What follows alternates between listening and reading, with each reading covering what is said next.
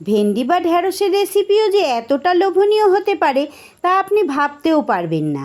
বিশেষ করে যে বা যারা ভেন্ডি খেতে পছন্দ করেন না তারা যদি একবার এই ভেন্ডি রেসিপি খান তাহলে তো মুগ্ধ হয়ে যাবেন একেবারে। নমস্কার বন্ধুরা, রূপার সিম্পল অ্যান্ড ডেলি লাইফে আপনাদের সবাইকে অনেক অনেক স্বাগত।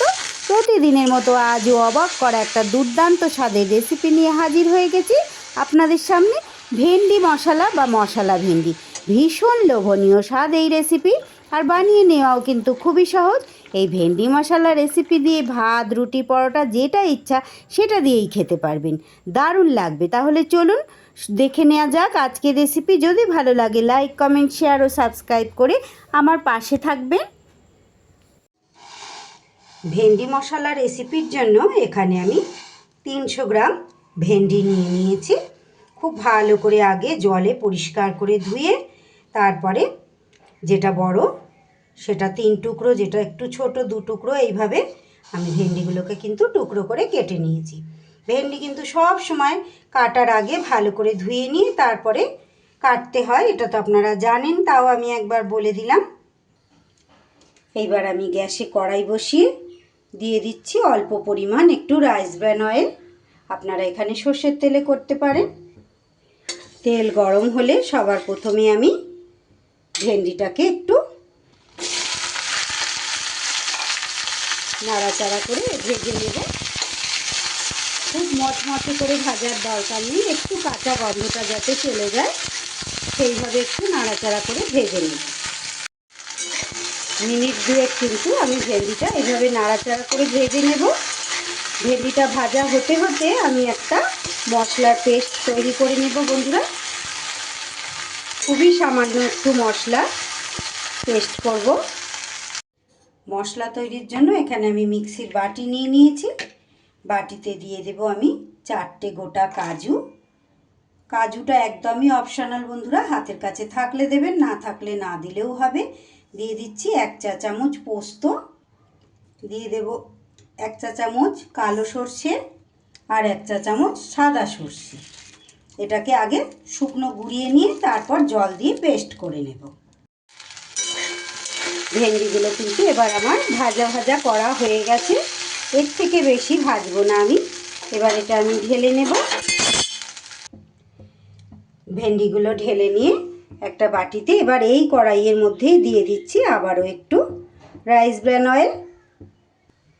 ফোড়নে দিয়ে দেব খুব সামান্য একটু গোটা মৌরি। আপনারা যদি মৌরি না পছন্দ করেন, মৌরির জায়গায় এখানে আপনারা কিন্তু জিরেও ব্যবহার করতে পারেন, তবে এই মৌরিটাতে কিন্তু খুব সুন্দর একটা গন্ধ আসবে। আমি এখানে মৌরি দিয়েছি। ফোড়ন থেকে সুন্দর গন্ধ বেরোলে দিয়ে দেব মাঝারি সাইজের একটা গ্রেট করা পেঁয়াজ। পেঁয়াজটা এখানে আপনারা চাইলে কুচো করেও দিতে পারেন বা পেস্ট করেও কিন্তু দিতে পারেন। পেঁয়াজের যতক্ষণ কাঁচা গন্ধ না যাচ্ছে একটু ভালো করে ভাজা ভাজা করে নেব। পেঁয়াজটা একটু বেশ ভাজা ভাজা হয়ে গেলে এবার আমি এর ওপরে দিয়ে দেব একটা টমেটো কুচি। টমেটো কুচি দিয়েও খুব একটু ভালো করে নাড়াচাড়া করে নেব। টমেটো দিয়ে কিছু সময় নাড়াচাড়া করে নিয়ে এইবার আমি এর ওপরে দিয়ে দেব 1 চামচ আদা রসুন আর কাঁচা লঙ্কার পেস্ট। আদা রসুনের কাঁচা গন্ধ যতক্ষণ না যাচ্ছে আর টমেটোটাও গলে না যাচ্ছে খুব ভালো করে আমি কষিয়ে নেব। 1 মিনিট আদা রসুনটা দেওয়ার পর ভালো করে নাড়াচাড়া করে নিয়ে এইবার আমি কিছু গুঁড়ো মশলা এখানে দিয়ে দেব। দিয়ে দিচ্ছি 1 চা চামচ লাল লঙ্কার গুঁড়ো, পরিমাণ মতো হলুদ গুঁড়ো, আর দিয়ে দিলাম খুব সামান্য একটু ধনে গুঁড়ো। আমি কিন্তু জিরের গুঁড়ো এখানে ইউজ করলাম না, আপনারা চাইলে এখানে জিরের গুঁড়ো একটু দিতে পারেন। খুব ভালো করে সব মশলা এভাবে মিশিয়ে নেব। গুঁড়ো মশলাটা যাতে লেগে না যায় তাই খুব সামান্য একটুখানি জল দিয়ে দিচ্ছি। ভালো করে মশলাটা কষা হয়ে যাবে।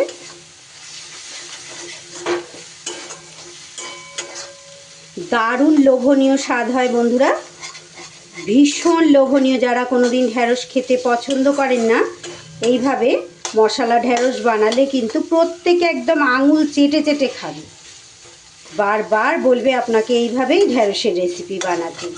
তারা আর অন্য রকম ঢেঁড়সের রেসিপি বা ভেন্ডির রেসিপি খেতেই চাইবে না। মশলা থেকে এবার আস্তে আস্তে আমার তেল ছেড়ে দিচ্ছে। মশলা বেশ ভালো করে আমার কষানো হয়ে গেছে। এইবার এই পর্যায়ে দিয়ে দেব আমি এখানে 50 গ্রামের মতো ফেটানো টক দই। দইটা দিয়ে খুব ভালো করে মিশিয়ে নেব মশলার সাথে।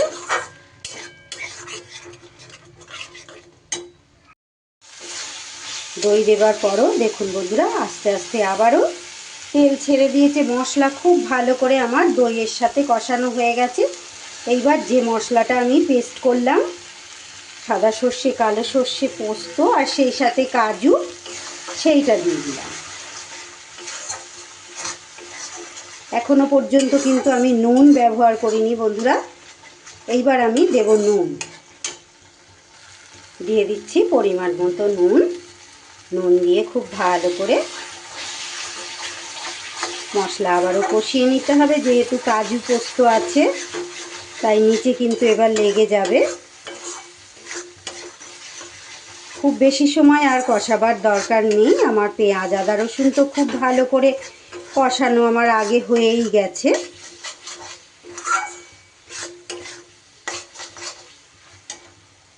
এইবার এই পর্যায়ে আমি দিয়ে দেব আগে থেকে ভেজে রাখা ভেন্ডিগুলো। মশলার সাথে একটু নেড়ে চেড়ে নেব।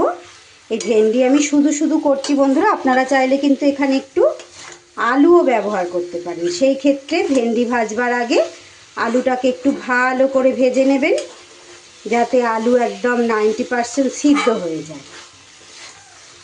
সেই ক্ষেত্রে কিন্তু এই ভেন্ডির সাথে আলুও আপনারা দিতে পারেন। আলু দিলেও কিন্তু খুব ভালো লাগে খেতে। মশলার সাথেও কিন্তু ভেন্ডি আমার খুব ভালো করে মেশানো হয়ে গেছে। ভেন্ডি যেহেতু একটা হড়হড়ে নরম সবজি, তাই খুব বেশি নাড়াচাড়া করার দরকার নেই, তাহলে কিন্তু আরও হড়হড়ে ভাব হবে। এখানে আমি ছোটো বাটির 1 বাটি মতো জল দিলাম। আমি কিন্তু এটা একদম শুকনো শুকনো করব না, একটু গ্রেভিটা মাখা মাখা থাকবে সেই রকম করব। সেই আন্দাজে কিন্তু আপনারা জলটা দেবেন। ভেন্ডি সিদ্ধ হতে তো বেশি সময় লাগে না। আপনারা যদি শুকনো শুকনো খান তাহলে একটু জল কম দেবেন, আর একটু রসা রসা খেলে সেই আন্দাজে জলটা দেবেন। এইবার আমি এই পর্যায়ে এখানে 4টে অল্প করে চিড়েছি মুখটা ফাটিয়ে আমি কাঁচা লঙ্কা ঝালের জন্য দিয়ে দিলাম। এইবার 2 মিনিটের জন্য চাপা দিলাম। 2 মিনিট ঢাকা চাপা দিয়ে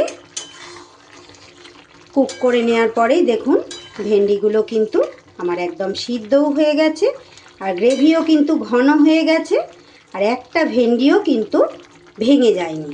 কত সুন্দরভাবে কুক হয়ে গেছে। এতক্ষণ পর্যন্ত ধৈর্য ধরে যে সকল বন্ধুরা আমার সঙ্গে থেকে আমার রেসিপি দেখছেন তাদের সবাইকে জানাই অসংখ্য ধন্যবাদ, অনেক অনেক ভালোবাসা, অনেক শুভকামনা। যে সকল বন্ধুরা আজ প্রথম এসেছেন, প্লিজ বন্ধুরা আমার রেসিপি যদি আপনাদের ভালো লেগে থাকে আমার চ্যানেলটা সাবস্ক্রাইব করে আমার পাশে থেকে যান। পাশে থাকা বেল আইকনটা ক্লিক করে রাখুন, যাতে যে কোনো রকম নতুন আইটেম আপলোড করলে সাথে সাথে আপনারা দেখে নিতে পারেন। এইবার স্বাদ ব্যালেন্সের জন্য দিয়ে দিলাম খুব সামান্য একটু চিনি। চিনিটা কিন্তু অপশনাল, আপনারা পছন্দ না করলে এটা নাও দিতে পারেন। আর দিয়ে দিচ্ছি একটুখানি হাতে ঘষে নেওয়া কসুরি মেথি। এই কসুরি মেথিটাতে কিন্তু দারুণ সুন্দর একটা স্মেল আসবে। আমার মশলা ভেন্ডি কিন্তু একদম রেডি হয়ে গেছে। কত সুন্দর দেখতেও হয়েছে, দেখতে পাচ্ছেন আপনারা। এবার আমি এখানে একটা পাত্রে সার্ভ করে দিয়েছি। কত সুন্দর আর কতটা লোভনীয় হয়েছে দেখে নিশ্চয়ই বুঝতে পারছেন। খেতেও কিন্তু দুর্দান্ত স্বাদ। ভাত, রুটি, পরোটা যে কোনো আইটেমের সাথে কিন্তু আপনি পরিবেশন করে দিতে পারবেন। কিসের সাথে খাবেন সেটা কিন্তু পুরোপুরি আপনার চয়েস। তাহলে আমার আজকের এই ভেন্ডি মশলা কারি রেসিপি কেমন লাগলো বন্ধুরা? যদি ভালো লাগে একটা লাইক, কমেন্ট আর শেয়ার করে দেবেন। নতুন বন্ধুদের আবারও বলছি, প্লিজ বন্ধুরা আমার চ্যানেলটা সাবস্ক্রাইব করে আমার পাশে থাকুন। আবারও ফিরে আসছি আগামী দিন এমনই কোনো নতুন লোভনীয় রেসিপির সাথে। ততক্ষণ আপনারা সবাই খুব ভালো থাকবেন, সুস্থ থাকবেন। আজ তাহলে আসি, টাটা।